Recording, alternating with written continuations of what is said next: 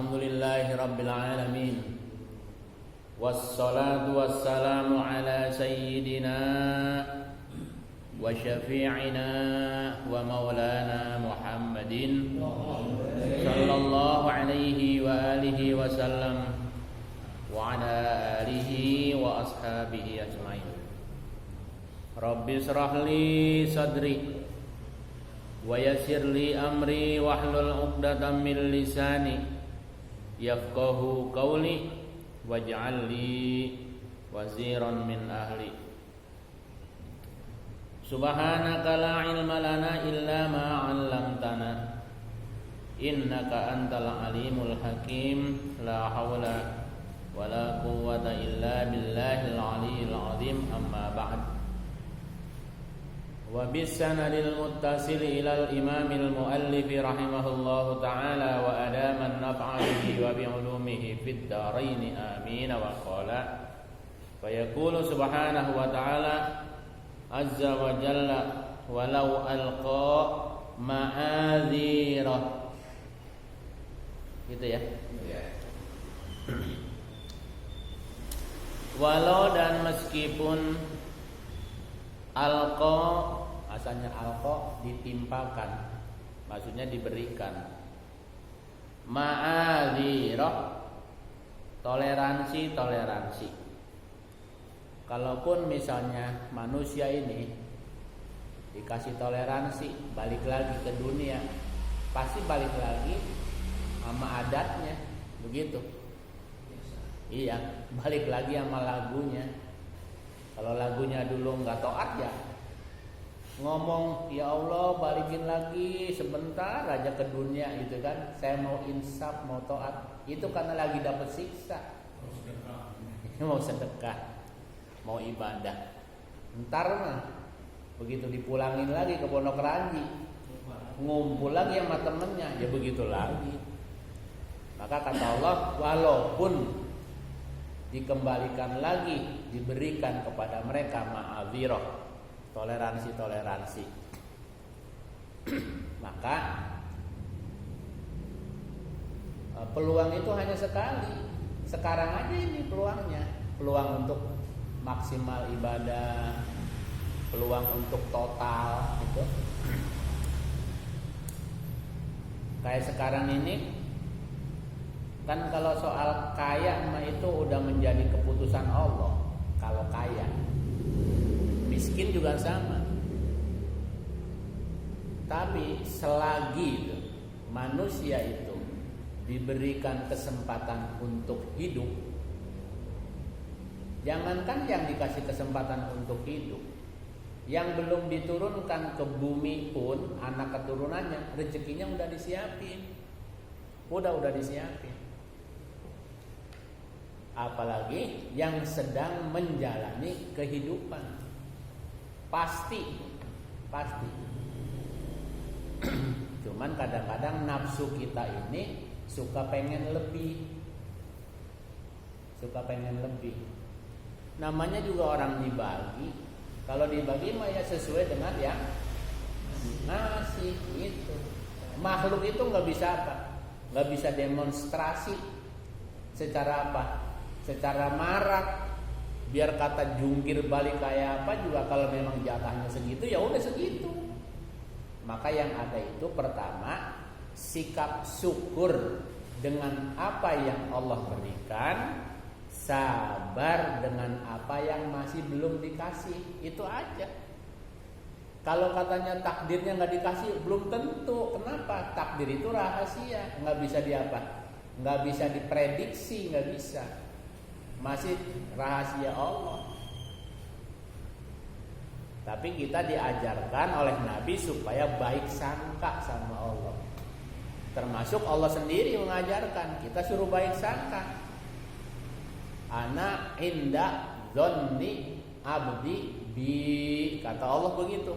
Aku sih tergantung prasangka hambaku kepadaku. Dia mendingan baik sangka sama Allah. Iya kan? Mendingan baik sangka sama Allah daripada buruk sangka. Kalau buruk sangka itu namanya celak bagi kita. Tapi kalau baik sangka itu perintah, namanya mentaati perintah.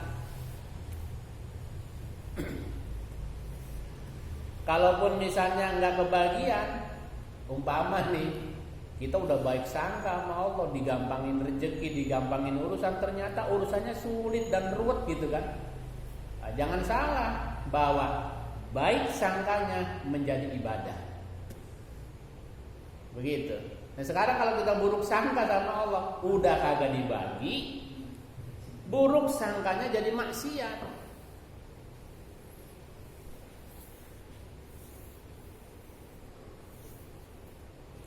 Jadi Allah katakan, kalaupun manusia itu diberikan toleransi, kelonggaran-kelonggaran, ya dasarnya tukang melanggar. Begitu. La tuharrik. Jangan engkau gerakkan bihi terhadap Quran lisanaka, lisanmu, litak jala, supaya engkau bergegas bihi terhadap Quran. Jadi Nabi diingetin juga sama Allah, jangan tergesa-gesa, dengerin dulu Jibril lagi ngasih Quran. Jibril sedang mengajarkan Quran kepada Nabi. Jadi saking semangatnya Nabi itu kan, bukan tergesa-gesa pengen buru-buru kelar, bukan. Kalau kita kan beda. Baca cepet-cepet itu kan pengen buru-buru rapi. Kalau Nabi bukan, pengen dapat banyak, pengen dapat antusias gitu kan.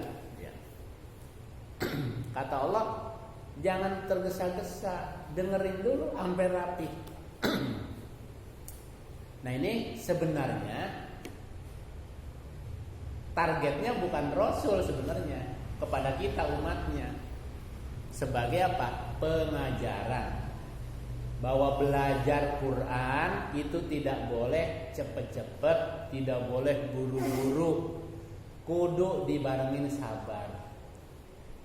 Muridnya kudu sabar, gurunya ya kudu lebih sabar.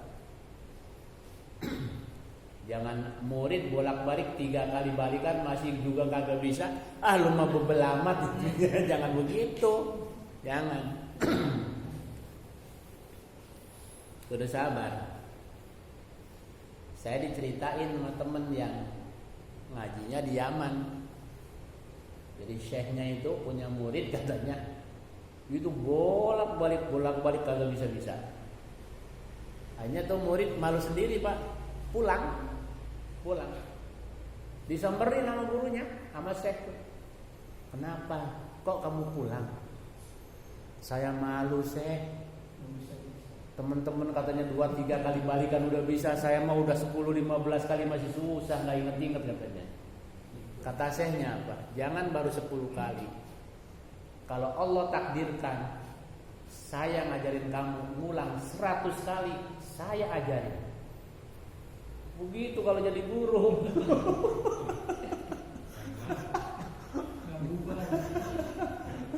Jangan lihat jamaah 3 orang udah prey.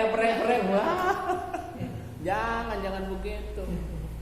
Siapa tahu tuh guru tuh masuk surganya karena ngajarin yang 3 tadi.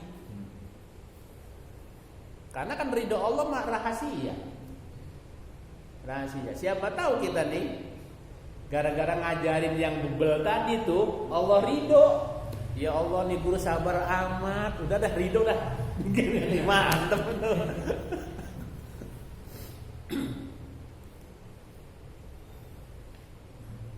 Ini gimana ngajar daring online. Susah dapetin ilmunya nih. Iya. Jadi disuruh sabar. Targetnya bukan Rasul sebenarnya. Kalau Rasul itu sebagai apa? Sebagai tokoh, sebagai sampel, ya, sebagai sampel. Termasuk waktu Rasul lagi dakwah kepada penggede-penggede Mekah, Tiba-tiba Abdullah bin Umi Maktum datang. Abdullah bin Umi Maktum itu buta, Pak. Kata Abdullah bin Umi Maktum, "Ya Rasulullah, alimni bima 'allamakallah." Wahai Rasul, tolong dong ajarin saya sebagaimana engkau diajarkan Islam oleh Allah. Rasul madepnya geser, berpaling, nggak mau ngadep ke Abdullah bin Umi Maktum. Artinya nggak ngerespon gitu. Karena Nabi sedang menghadapi penggede-penggede Mekah. Langsung ditegur sama Allah. Ditegur sama Allah. Abasa wa tawalla an ja'ahul a'ma. Ditegur sama Allah, nggak boleh begitu. Jadi tetap harus diperlakukan sama. Walaupun orang kampung, orang biasa, tetap. Akhirnya gara-gara ditegur sama Allah begitu, Rasul setiap kali Abdullah bin Umi Maktum datang ke rumah Nabi, terus sorbannya digelar buat tempat duduk. Memuliakan banget itu.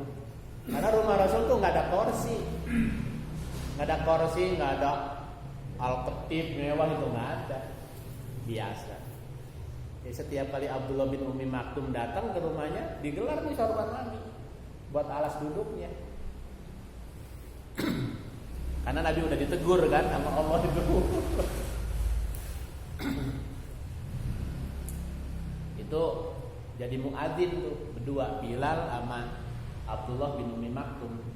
Jadi muadzinnya Nabi, tukang azan.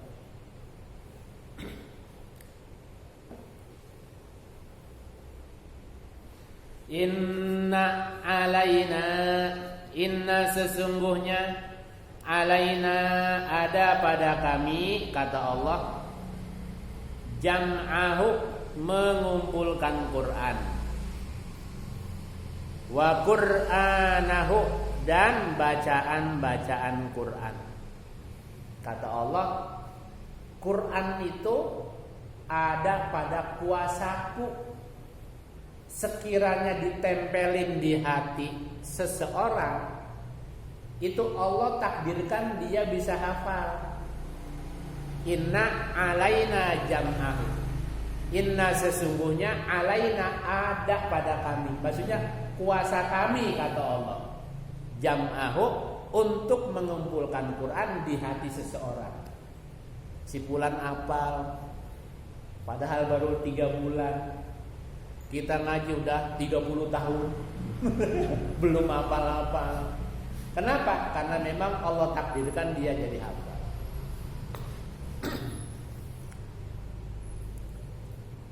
Dan di sini tidak mengenal suku bangsa, siapa aja kalau Allah mau. Kan nggak sedikit ini jasanya Ali Jabir, ya kan? Jasanya Ali Jabir luar biasa, membangun generasi Quran pada hafal Quran kecil-kecil, ya Allah, gitu ya, luar biasa. Perjuangan beliau udah untung banyak juga. Ali Jabir mah ya udah untung banyak ahli-ahli Quran gitu.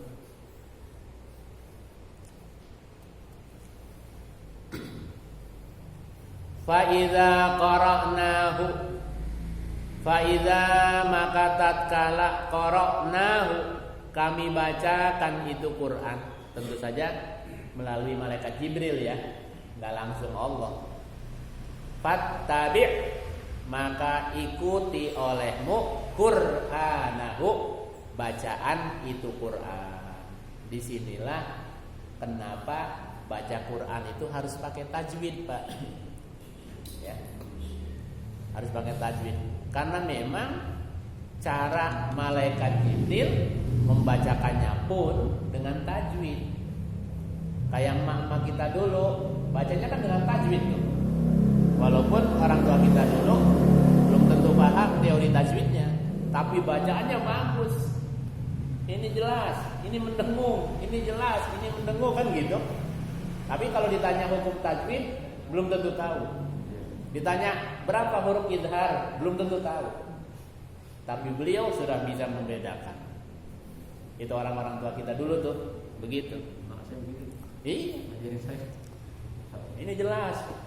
Ini mingkem, mangap, gitu.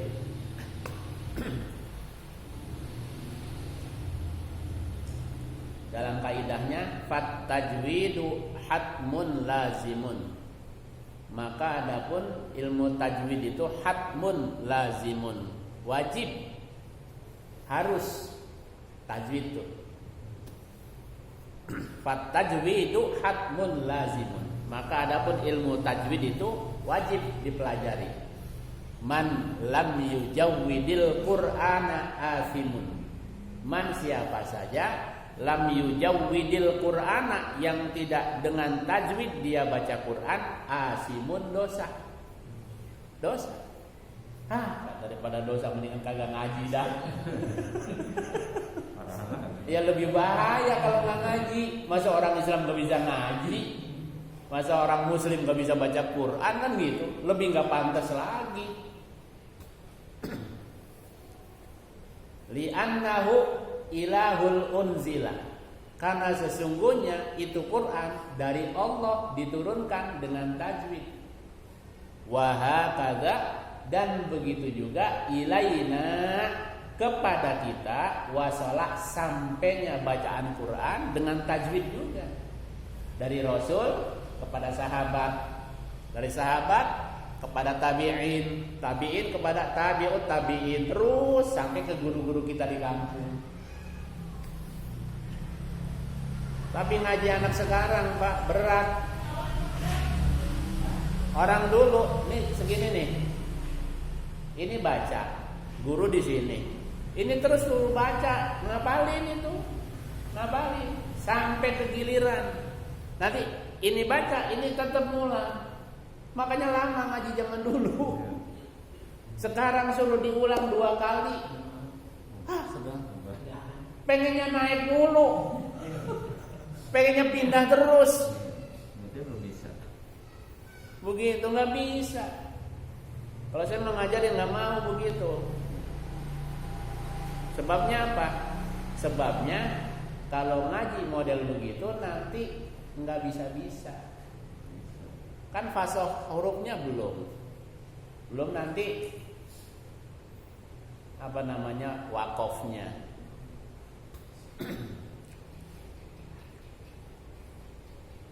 Jadi harus sabar, ya harus sabar. Ada lagi yang lebih parah, udah bapak mamanya nggak bisa ngaji, katanya ngaji di situ udah bertahun-tahun nggak bisa.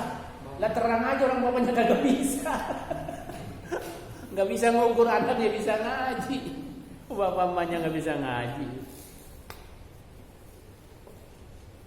Jadi kata Allah, apabila dibaca itu Quran, ya fattabi Qur'anah, maka ikuti itu bacaan-bacaannya, ya. Suruh diikuti sesuai dengan yang dicontohkannya.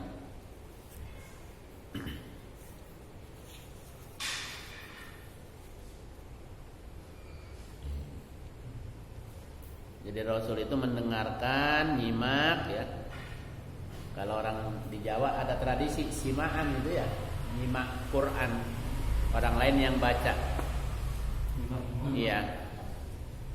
Summa kemudian inna sesungguhnya alaina, ada tetap pada kekuasaan kami, kata Allah, bayanahu, memberikan penjelasan pemahaman Al-Quran, kandungan-kandungannya.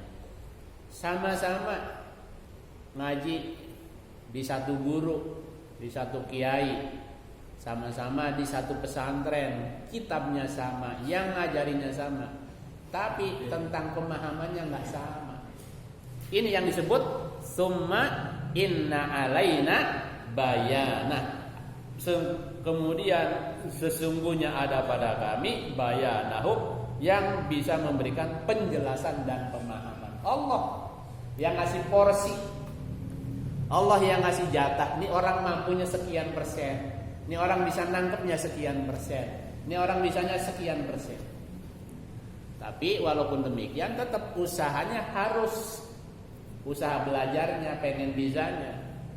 Memang Allah yang takdirkan, tapi usahanya juga wajib.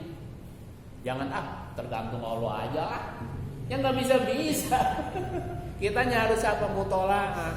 Harus mutolaah. Saya sebelum mengajar makanya suka nanya sampai ayat berapa. Itu di rumah belajar dulu, Pak. Belajar dulu. Ya minimal tergambar. Jangan jangan dianggap sepele lah, ya. Jangan dianggap sepele. Tetap harus belajar. Jadi Allah yang memberikan porsi-porsi pemahaman agama kepada hamba-hambanya. Ya, semakin banyak mutolaah, semakin banyak mengkaji, semakin banyak belajar. Ya tergantung kayak orang nyangkul sawah. Semakin banyak petakan yang dicangkul, semakin banyak yang ditanam, ya insya Allah semakin banyak juga hasil ilmunya.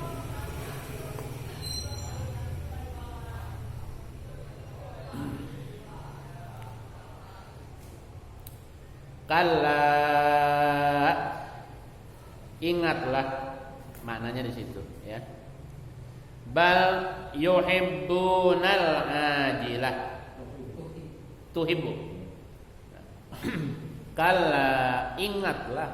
Bal, bahkan tuhibbuna, kalian manusia lebih mencintai al-ajilata, yang sifatnya instan, Pak. Pengennya tuh cepet-cepet aja. Pengennya di dunia senang. Yang paling fatal itu kerja ringan gitu ya. Ya kerja ringan, duit gede, begitu repot ini. Nggak tahu teori siapa itu. Ampun itu. Ya, manusia begitu tuh, pengennya yang instan, yang serba mudah, serba cepat, serba gampang. Wa yadarunal akhirata. Nah, karena di sini maknanya al akhirata akhirat, maka tadi al ajilah diterjemahkan dunia. Bahkan kalian manusia lebih mencintai terhadap dunia, wa yadarunal akhirata, serta kalian meninggalkan akhirat. Banyak ya, sampai ninggalin ibadah cuman gara-gara